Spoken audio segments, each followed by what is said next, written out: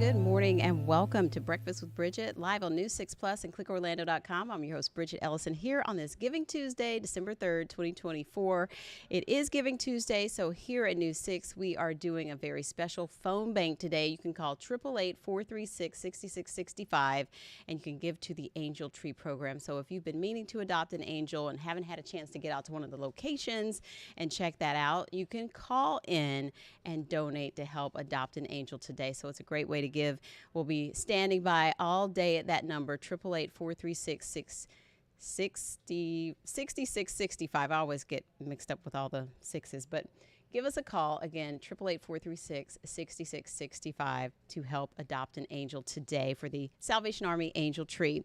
Also this morning, we're talking about food insecurity and nutritional insecurity and giving to Second Harvest Food Bank of Central Florida. So we have a live interview coming up to talk about that and just trying to help eliminate hunger across our area and how you can get involved with giving back to that. And it's one of those things where every $10 to Second Harvest can provide $40 worth of meals. So your giving goes a long way there as well. So getting to all that a little bit later. First, though, you will need the jackets again. Let's head over to Chief Meteorologist Candace Campos in the Pinpoint Weather Center. Candace, really enjoying the weather. Did hear a lot of heaters clicking on overnight. Yeah, I think this was kind of the night where a lot of people decided to switch it on, or at least their air conditioning finally decided to switch from AC to heater. This morning we were waking up, some areas down into the 20s already this morning. Marion County, that's really the coldest spot. But even as far south as Osceola and Brevard County right now, we are dealing with those 40s. And it's going to take a lot of work to actually get to about 60 degrees today, as we still have a lot of cold sunshine. We had that brisk north breeze. So it's going to be not only a chilly start to the morning, but a cold day, as highs again are going to be about 10 to 15 degrees below average. So let's take it to the maps. I love this little graphic that we built during the show this morning. It is a little AI generated Florida snowman because we don't have the snow. We might have some frost, but we don't have any snow in the forecast. So this is our version of Florida snow. So thanks to Trooper Steve for designing this with a little help of AI magic. But cold weather continues for your Tuesday. We're going to start off chilly again tomorrow, back into the 40s and 30s. Excuse me. So there will be that potential of dealing with a little more frost and freeze in the forecast, and then warming up though as we head into the weekend. And that's the beauty of a Florida snowman, is that it doesn't melt when it starts to warm up, right? Temperatures out the door right now, I told you, 29. That is our temperature right now in Ocala, down to 41 in DeLand, 42 in Claremont, 48 degrees right now in Cocoa Beach, 41 even as far south as Mico. So we do have that freeze warning there on the one side of your screen, that bright purple, the lighter blues there, indicating a frost advisory that is in effect across areas of inland Flagler, inland Volusia, northern Lake County, and all of Sumter County. All this remains in effect for another hour and a half or so. So as we take you here, hour by hour, highs again barely getting into those low 60s. Our official high in Orlando is 63, so it will be a touch cooler the further north you go. So you can see here clouds and rain forecast. We'll start to get a little more green and yellow back into the 60s this afternoon by about 4 or 5 o'clock. And then notice that cold air filtering in, funneling right down the peninsula for another day as that big ridge of high pressure remains just to our north. But as we head into the end of the week, that big ridge of high pressure will push offshore. That will bring the airflow off the ocean, and that will start our gradual warming trend. But overall, we are still expecting to stay sunny and in the 70s for the next 7 days. So frost and freeze potential once again in the forecast for tonight. Not as cold as this morning, but still on the chilly side, nearing freezing in our northwestern communities, which is why there will be a chance for some freeze. And then areas highlighted more in that pink shades, pretty much from I-4 north and west, will have that potential for more frost in the forecast. So if you did it for the last couple of days, you're going to have to do it for one more day. Cover up, or bring in the sensitive plants, bring the pets inside. Pipes still will be fine for another night. As we take you here throughout the next few days, you can see the gradual step up there. We'll go back into the low 70s, still running below average of that 75-degree mark, and then above average as we head into early next week. So we're still going to stay comfortable, but this super duper cold snap, though, will be ending by tomorrow. All right. This is really cold today. I mean, barely into the 60s today. So yeah, it's one of those days where you'll need the layers even into the afternoon. Oh, yeah. All right, Candace. Sounds good. we'll Yeah. get prepared. We'll get bundled up. Get All right. toasty. Yes. All right. Thanks. So this morning with traffic and Trooper Steve, he is standing by with some special guests. I see. We've been talking about Giving Tuesday all morning, Steve. That's right here. That's why I couldn't. Why not hang out with the one and only Ginger Santa? She's out here in the lobby. Ginger's life-size cardboard photo has been up here in the lobby for part of one of our our partners with the American Heart Association. Mm-hmm. That I just figured I'd add that for a little bit of fun. But you're right. It is Giving Tuesday.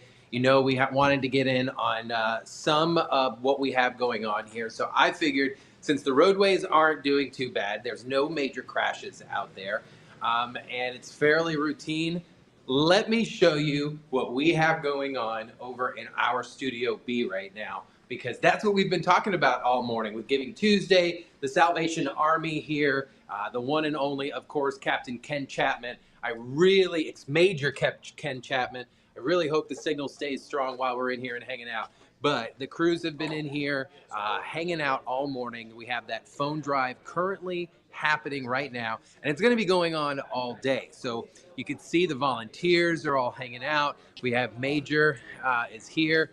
Major Ken Chapman. Hey. We're live with Breakfast with Bridgett right now One over of the- here at clickorlando.com. One of the best days of the year. All day, right? An opportunity to give to people who need it the most. We're blessed. I had hot water in my shower today. Look at that. And I'm thankful for the little things and the big things. But today, we're going to sacrificially give to make Orlando a better place to live. Awesome. And it's always great to see Light Orlando with us Yeah. here. How are you, sir? Good. So we want you to give the phones a call. 1-888-436-6665. I've got the team all behind me back here. I haven't figured out my left from my right. Sorry.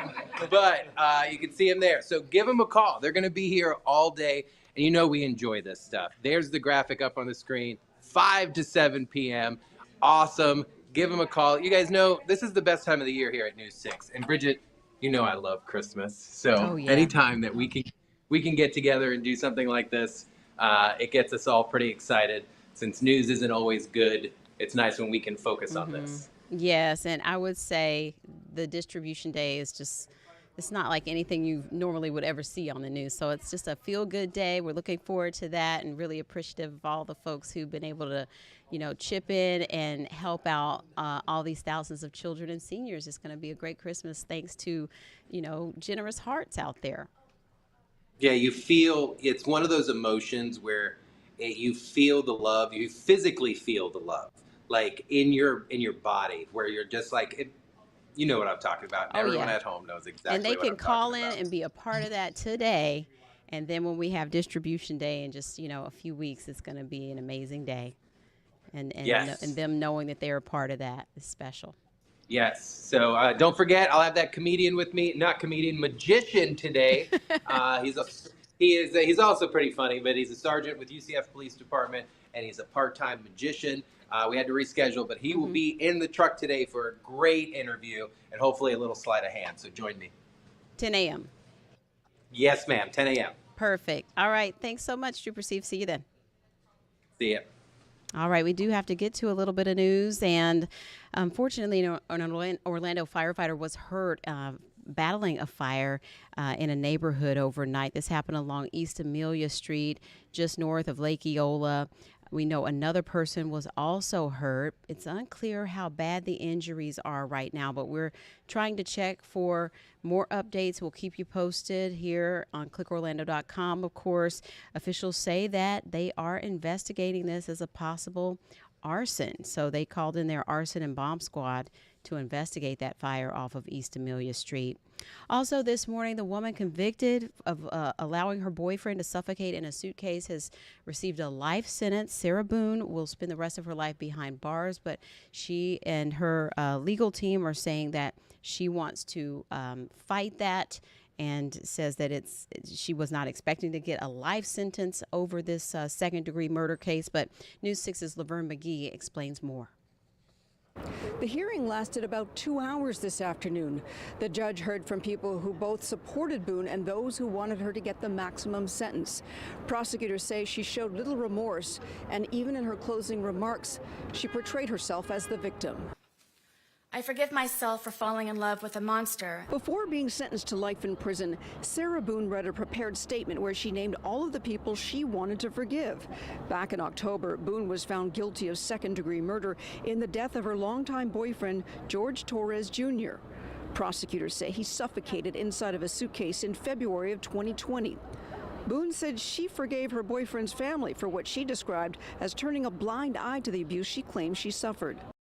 I forgive George for beating me senseless, for trying to sleep because I had to go to work or my son's field trip the next day, for ruining my deceased family's heirlooms, traditions, and keepsakes. Boone says she didn't mean to kill him and testified she thought he could get out of the suitcase after their drunken game of hide and seek.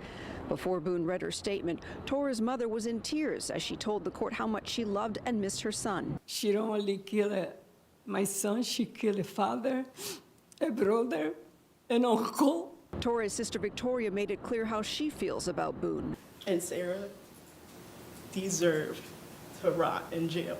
Boone told her attorney after the sentencing she could not believe she got life and she wants to appeal.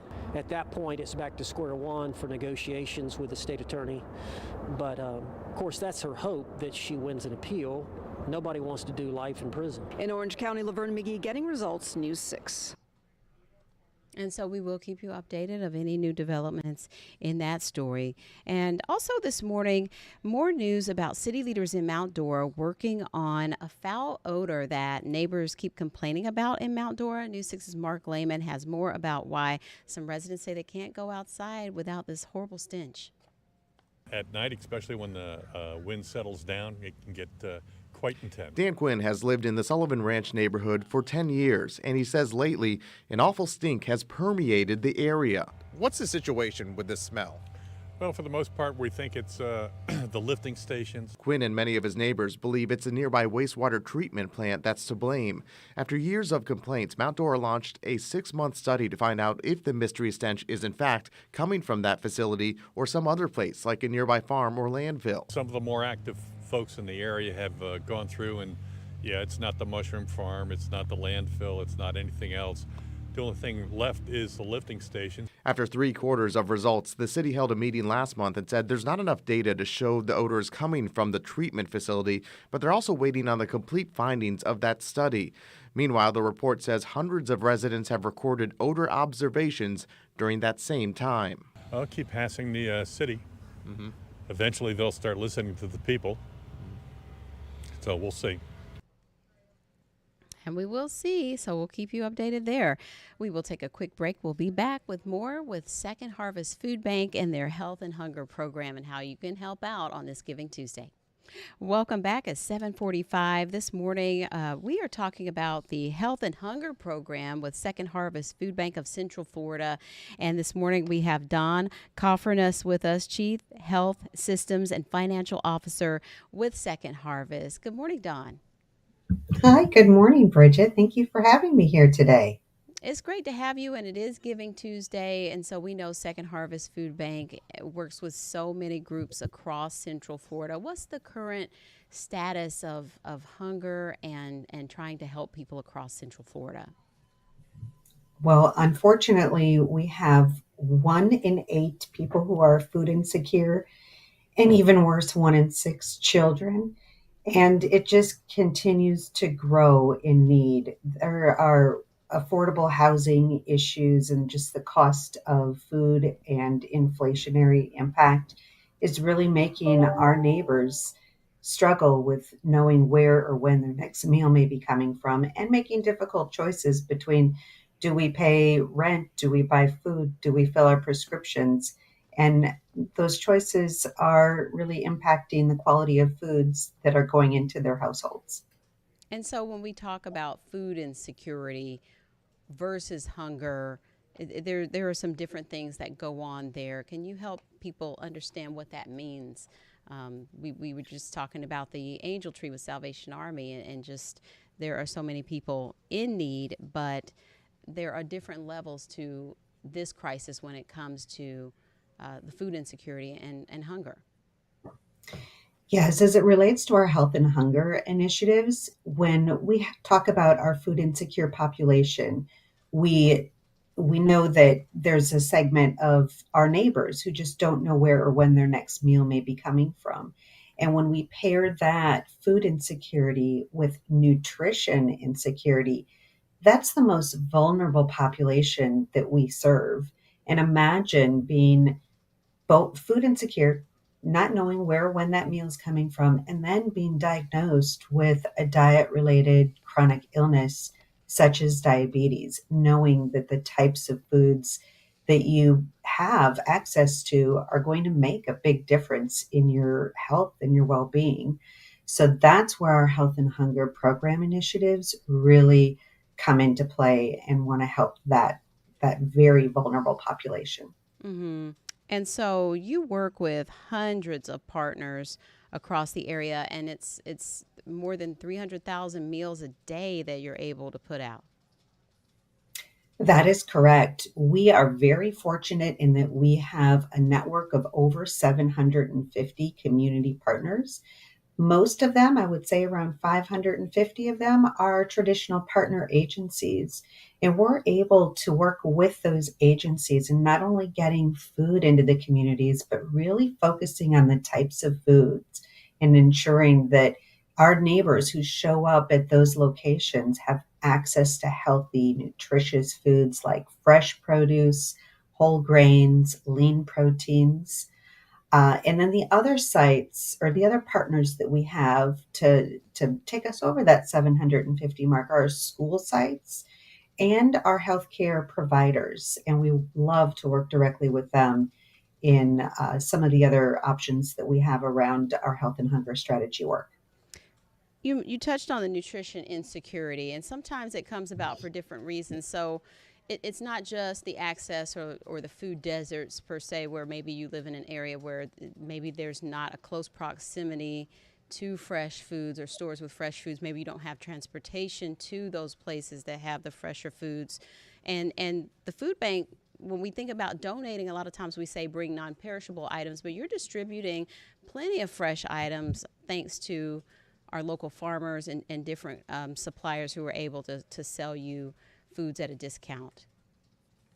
That is correct, Bridget. We are able to leverage a lot of donated foods in the form of non perishable as well as rescued produce from our local farmers. But with the generosity of our community and our community partnerships, we're able to augment those donations with additional purchase food. So we're able to take those, say a $10 donation, we can turn it into $40 of meals being distributed into the community.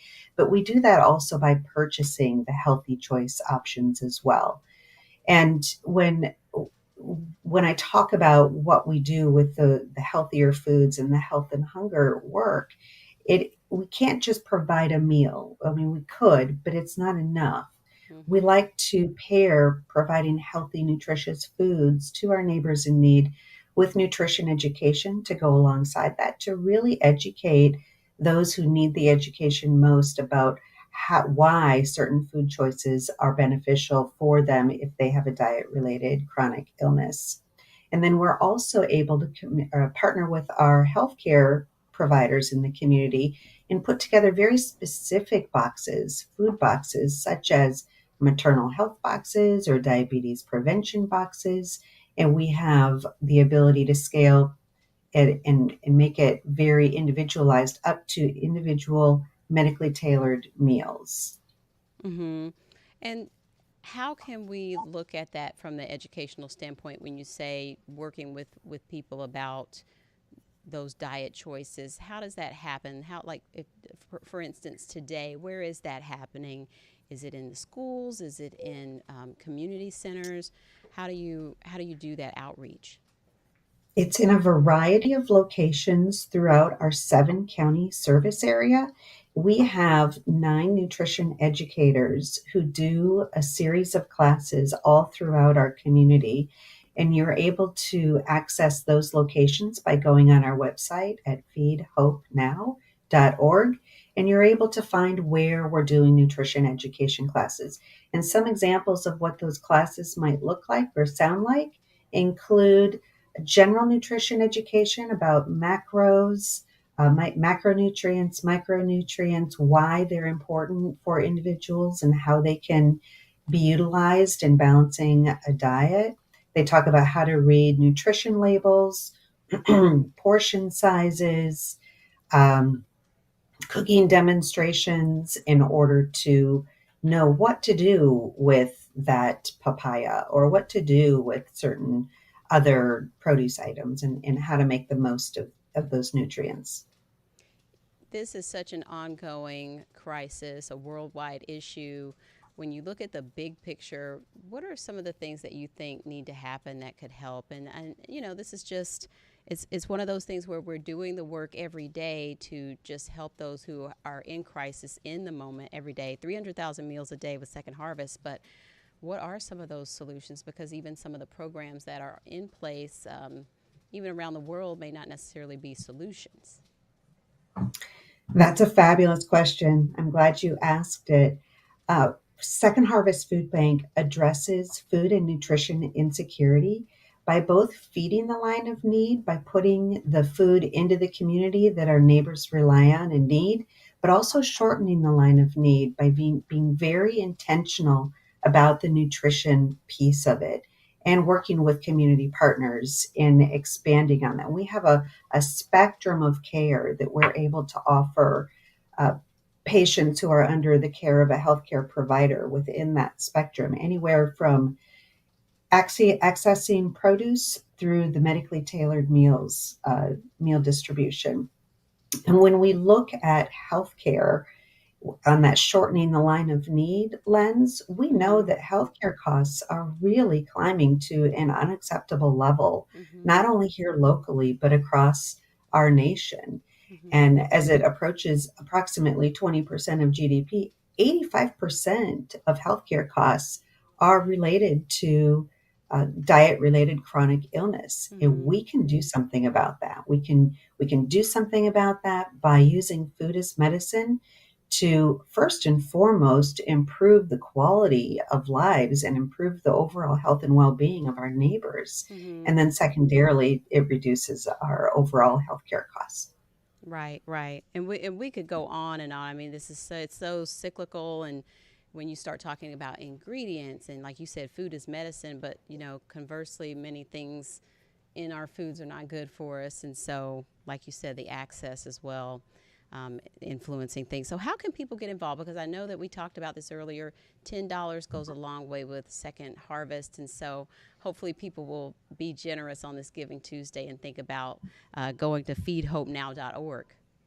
Yes, Giving Tuesday is such a great day for us. We've made it through Thanksgiving. We've made it through Black Friday, Cyber Monday. Today's a great day to be able to give back to our most vulnerable neighbors in need.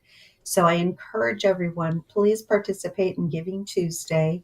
If you want to support the Health and Hunger initiatives or any initiative of Second Harvest Food Bank of Central Florida, you can go donate online at www.feedhopenow.org, or you can call in your donation today at 407-514-1099.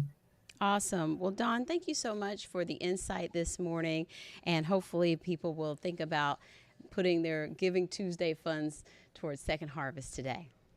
Thank you so much, Bridgett. It was a pleasure to be with you today. You too. Take care. You too.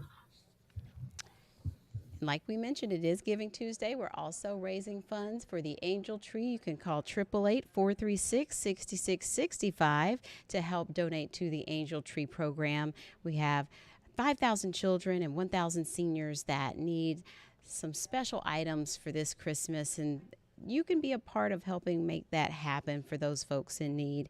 You can also text GOOD to 24365, or scan the QR code there on your screen in order to give. The phone bank, though, will run until 7 p.m. tonight at 888-436-6665. Also, we're giving away some awesome prizes in our new six days of giveaways. Up for grabs today, a hex-clad cookware set and 3-piece hybrid stainless steel cookware. So someone you know would probably love to see that under the tree. All you need to do is sign up to be an insider, and then you can sign up to win these giveaways. And you can enter as many times as you want until 11:30 p.m. Always free to be an insider. Go to clickorlando.com/insider. That's going to do it for us this morning. I'll see you again at noon. Have a great day. Keep warm.